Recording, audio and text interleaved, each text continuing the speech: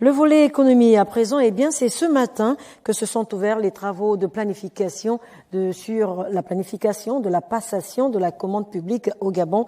L'événement qui s'est déroulé en 2 phases avait pour objectif principal de poursuivre les réformes avec plus de transparence et d'efficacité. Cyril Bertrand Galeko et Chrislin Maïnda.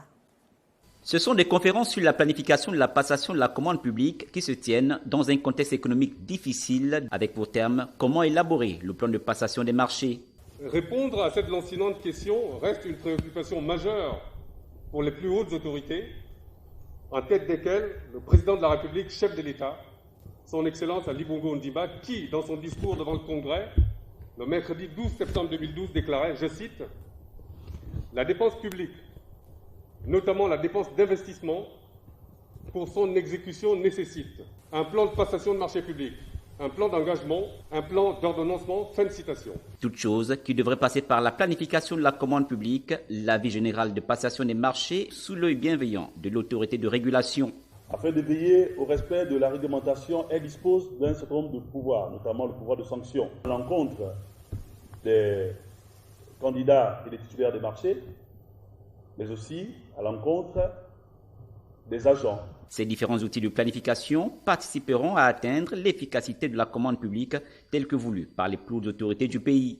Il convient d'indiquer, ici et maintenant, le fort attachement du chef de l'État aux valeurs d'intégrité et d'amélioration de la bonne gouvernance, notamment en matière de commande publique. La seconde phase de ces conférences consistera au déploiement de 6 équipes de la Direction générale des marchés publics auprès de chaque mission dans le but de renforcer leurs capacités dès le lundi prochain.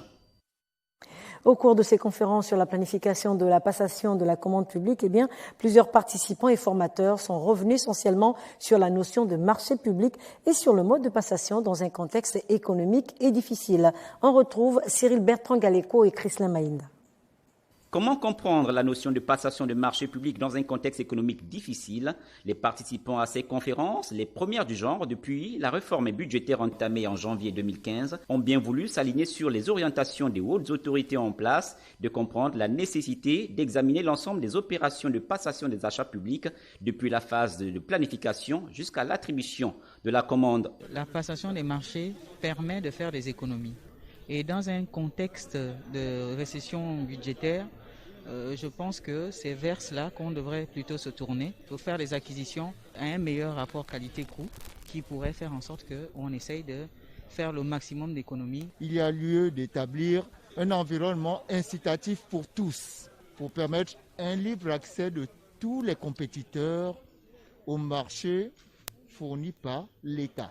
Pour ce faire, la deuxième phase de ces conférences de planification se poursuivra par l'assistance technique que la Direction générale des marchés publics apportera aux responsables de programme jusqu'à la finalisation de leur plan de passation des marchés, et ce, à compter de... C'est un outil de management et c'est un tableau de bord qui permet aux administrateurs de crédit, aux ordonnateurs, de gérer en temps réel l'ensemble du processus de passation des marchés. La fin de ces conférences sur la planification de la passation de la commande publique interviendra le 8 janvier.